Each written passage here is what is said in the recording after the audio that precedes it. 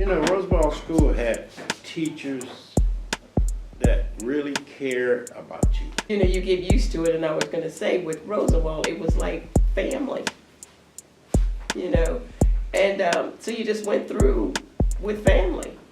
In my idea, the role of the church is really to be the head, to be the one to take the lead of the community. It's a good place to live.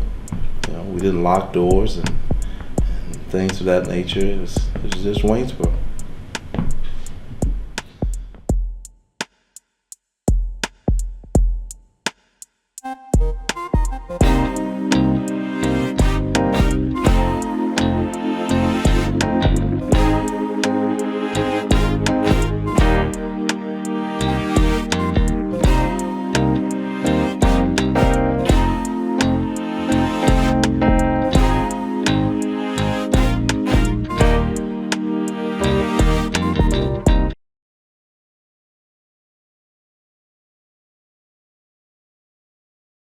Julius Rosenwald had come to Tuskegee to possibly help fund Tuskegee Institute.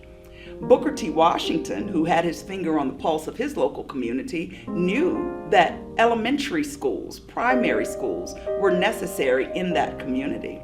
So he convinced Rosenwald to give him a couple $1,000s, and he started these schools. And that's what got Rosenwald into these Rosenwald schools, because I believe that was really the brainchild of Booker T. Washington, and then him using his charisma and ability to negotiate and convince got Julius Rosenwald on board, and the rest is history. Roosevelt School was built and opened in 1924. It was a small 4-room building, had some 100 students from grades 1 to 7. The Roosevelt School came out of 2 schools. One was in the basic city called Basic School, and the other was Basic Heights, which was on these grounds here. So when consolidation came to be back in around 1924, Roosevelt School also coming into existence through Julius Roosevelt, Booker T. Washington's collaboration with each municipality. Just so happened we were able to be one of those areas that had that Roosevelt School, thanks to Mr. L.B. Goodall, who was a pastor at the time. The Rosenwald schools allowed for over 5,000 elementary schools throughout the rural South. Hundreds of thousands of Black Americans likely would not have gotten that primary education had it not been for the Rosenwald schools.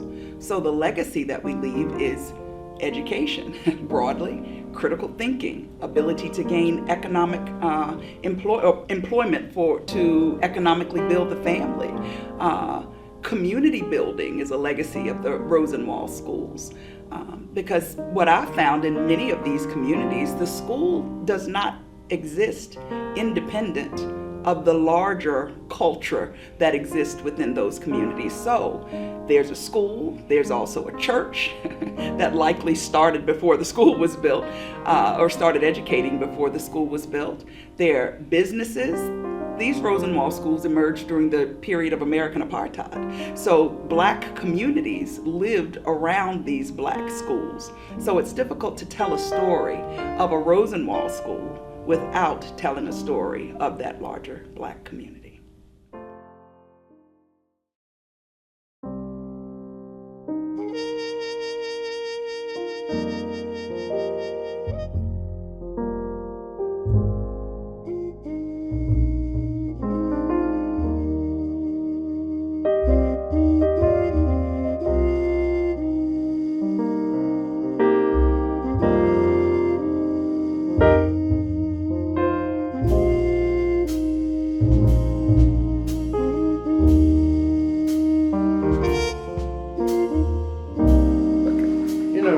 School had teachers that really cared about you. They really did. And the most impressive ones I can remember are Ms. Bowen, Mr. Shern, Ms. Shern. I mean, Miss Bowen was math, and she drove that math, and she would be meticulously slow to make sure that you understood everything, geometry, algebra. Mr. Shern was the same way, he just didn't really mess around with Mr. Shern like we could with Miss Bowen. But Miss Bowen was my homeroom teacher, so she made a big impression on me. Rosenwald was a family. I mean, it was definitely a family. Your teachers treated you like you were their kids. Yes, just like Brother David said, the teachers would, if we would do something at school, at the time we got home, they would know it. And then they would come in, sit down, I got to talk to you. After they talk, go to the bedroom. You know what they did to you. Got that belt or that switch, you go and get the switch. And they would beat us, they would. But we learned from that. The kids nowadays, they don't learn because the parents don't punish them like we were punished. At Rosenwald, we had some very good teachers. They were interested in the students. And that made us, comfortable in most of the classrooms. With the different activities, we used to travel like to Jamestown, Waynesboro, and then we had like the operettas we were in. I remember the one I sold popcorn. Said, popcorn for sale. And that operetta we took to Lexington. Well, a 7th grade teacher, Mrs. McCutcheon, she was from Lexington, and we had to take the operetta there. And other than that, we had, different activities. We had like the home economics would have their fashion show, and the industrial arts would be all that evening. And all the students would have their projects all in there on display. And I got some furniture at home that I made. Nice bookcase. Well, being the first place you start, you get used to it. And I was going to say, with Rosenwald, it was like family,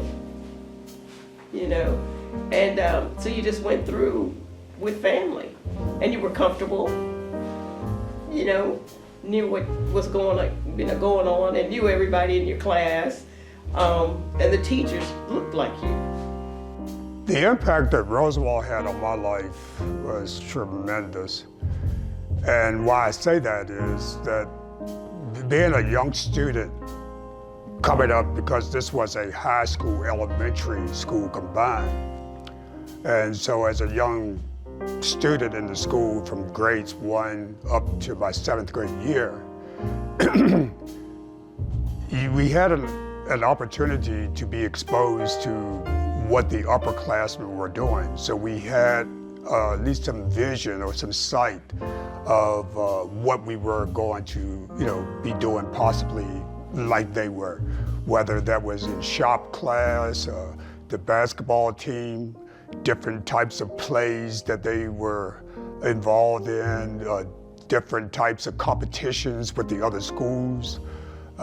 So by the time that I was getting up into the 7th grade, I had been inundated with seeing these individuals, what they did, how they, for everything that they did, and so I just realized, hey, one day I'm gonna be doing that, and off into this high school that I was gonna be able to be a part of was really big for me.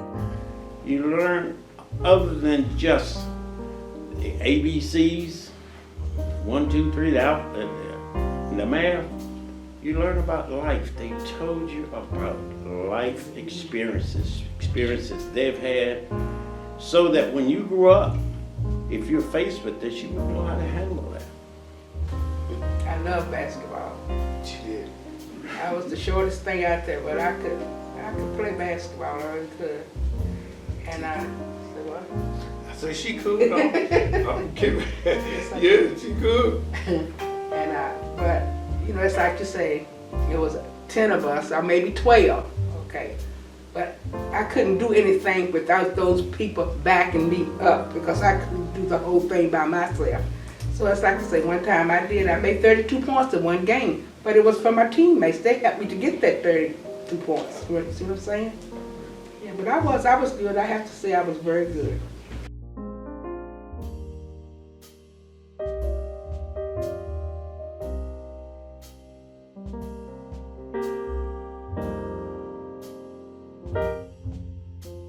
And then in 11th grade, we found out we were going to Waynesboro High.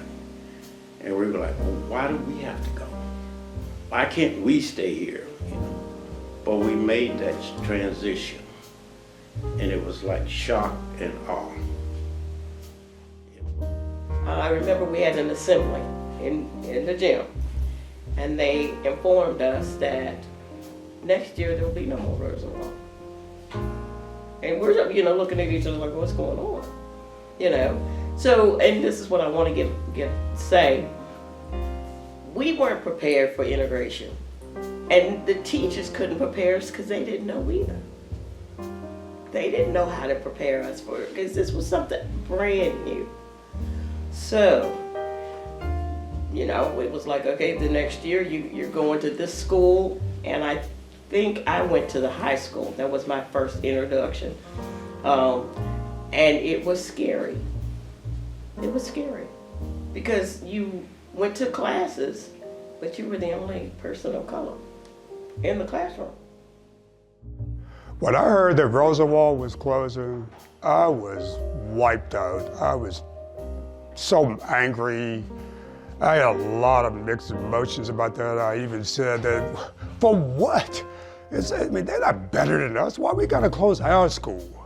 And it just never, ever sat well with me. And I think that part of my life journey was to almost like try to figure that out. Why did our school close?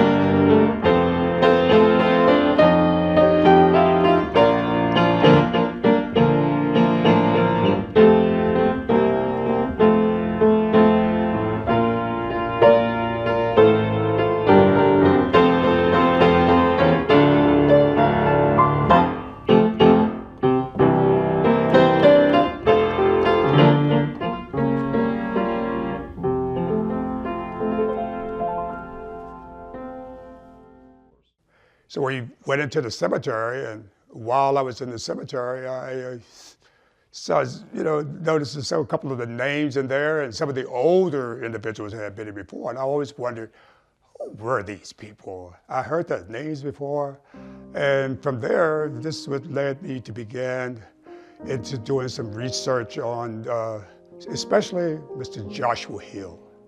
And when I saw his name in the cemetery on the headstone, I was like, Mr. Hill, I heard about him when I was at the Pleasant View, when I was going there, which at that time I was going to Pleasant View United Methodist Church.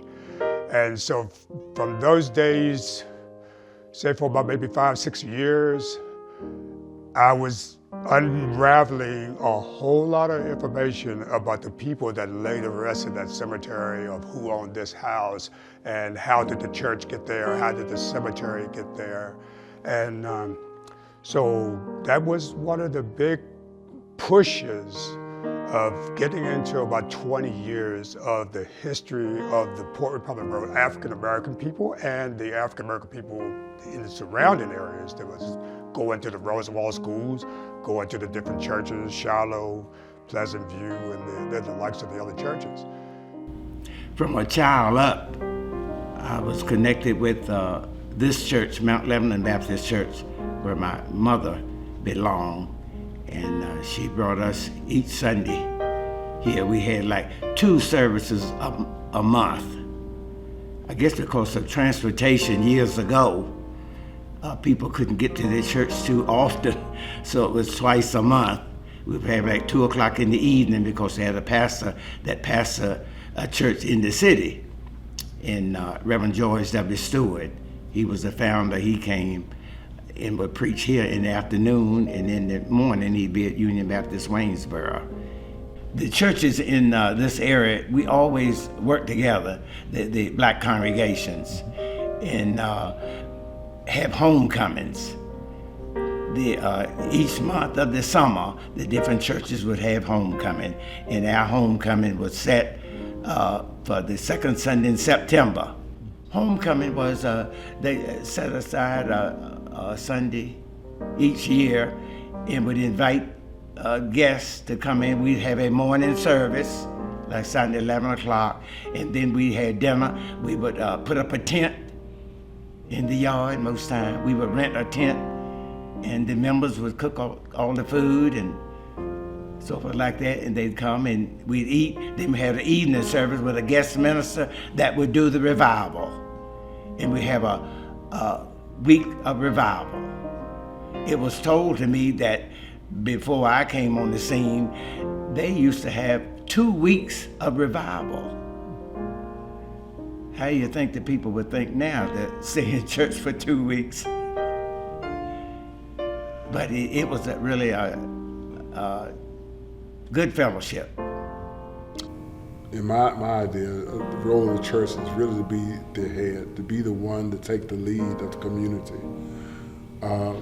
I grew up the way that whoever the pastor was, whoever the deacons were, whoever the leaders were, they had a sense of responsibility and respect that when they said something, it was the gospel. We just trusted what they said and respect beyond measure. They might have had issues on the outside. We didn't know about that. We didn't care about that. We were learned to respect them. The role of the church is take the lead of the community. There were times that the pastor of the church, the leader of the church, the deacons of the church, the mothers of the church, if they would walk down the streets, everybody would totally respect them. Mrs. So-and-so, Mr. So-and-so. Not, hey, bro, what's up? It wouldn't be that. It would be really totally respectful. The role of the church is to take that lead for the community. Whenever the church was there to sponsor it, the community honored that because that's leadership.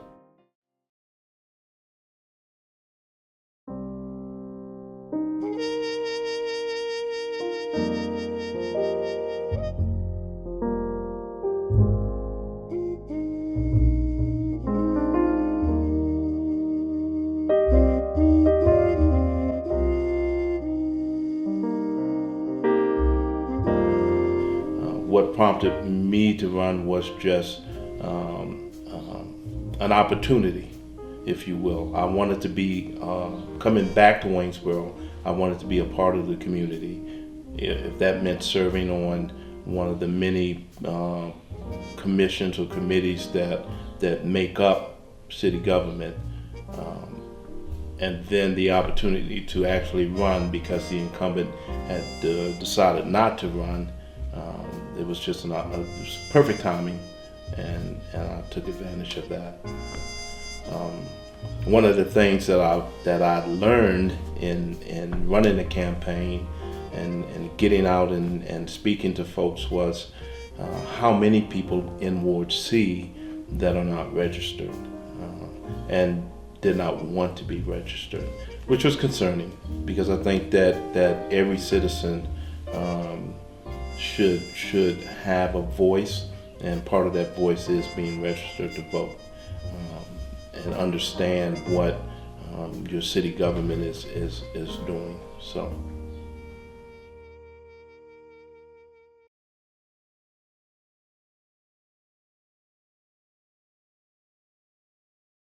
So as Rosamond Johnson and James Weldon Johnson wrote in Lift Every Voice and Sing, the days when hope unborn had died. In periods like this, with the lynching, with the violence, with the mass incarceration that wasn't called mass incarceration yet, with the inability to get a job even with degrees for Black people, or a job that was aligned with the level of education that was attained. Even under those circumstances, Black people were building communities. Black people were investing in schools because they saw the promise of education and wanted the next generation to be better than theirs. When I look back on the days that has passed, when I was a young child coming up in this community, this school, when I think about the wholesomeness, the harmony that was deep rooted in this community, what I would have loved to have seen was the continuance of it, which it couldn't have happened. But yet what was lost was that unity. Because as I grew up to be an older man, I don't have those remembrance of what did they do? Where were they? I did not know that they were all Roosevelt children. 80-some% of the adults that were in their 80s and those later years like that, they were all Roosevelt kids. And like I say, as I had got to this far in my age, when I look back, I said, oh my God, I did not realize all those people were Roosevelt kids.